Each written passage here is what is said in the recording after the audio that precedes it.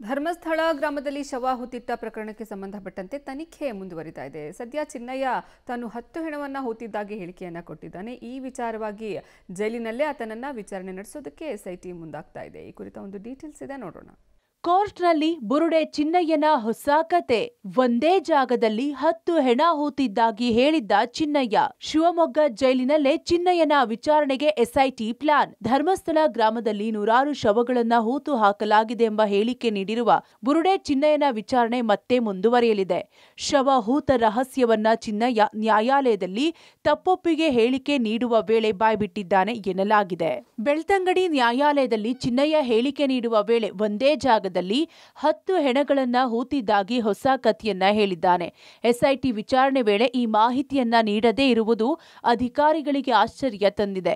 ಚಿನ್ನಯ್ಯನ ಈ ಹೊಸ ಹೇಳಿಕೆ ಕೇಳಿ ಎಸ್ಐಟಿ ಅಧಿಕಾರಿಗಳೇ ಶಾಕ್ ಆಗಿದ್ದಾರೆ.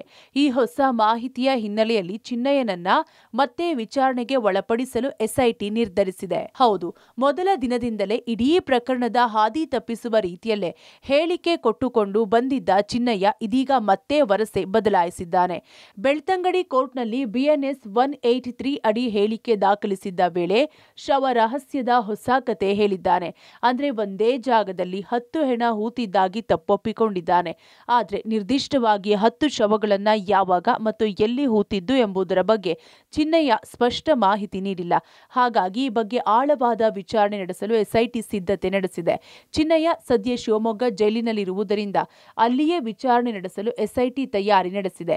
ಈ ಹೇಳಿಕೆಯ ಸತ್ಯಾಸತ್ಯತೆ ಮತ್ತು ಈ ಹಿಂದೆ ನೀಡಿದ ಹೇಳಿಕೆಗೂ ಇದಕ್ಕೂ ಇರುವ ವ್ಯತ್ಯಾಸಗಳ ಬಗ್ಗೆ ತನಿಖೆ ಮುಂದುವರಿಸಿದೆ ಎಸ್ಐಟಿ. ಗಿರೀಶ್ ಮಟ್ಟಣ್ಣವರ್ ವಿರುದ್ಧ ವಂಚನೆ ಕೇಸ್, ರೌಡಿ ಶೀಟರ್ ಮದನ್ ಬುಗುಡಿ ವಿಚಾರಣೆ. ಇನ್ನೊಂದು ಕಡೆ ಬುರುಡೆ ಪ್ರಕರಣದಲ್ಲಿ ಮುಖ್ಯ ಭೂಮಿಕೆಯಲ್ಲಿ ಕಾಣಿಸಿಕೊಂಡ ಗಿರೀಶ್ ಮಟ್ಟಣ್ಣವರ್ ವಿರುದ್ಧ ದಾಖಲಾಗಿದ್ದ ವಂಚನೆ ಪ್ರಕರಣಕ್ಕೆ ಸಂಬಂಧಿಸಿದಂತೆ ವಿಚಾರಣೆ ಆರಂಭವಾಗಿದೆ.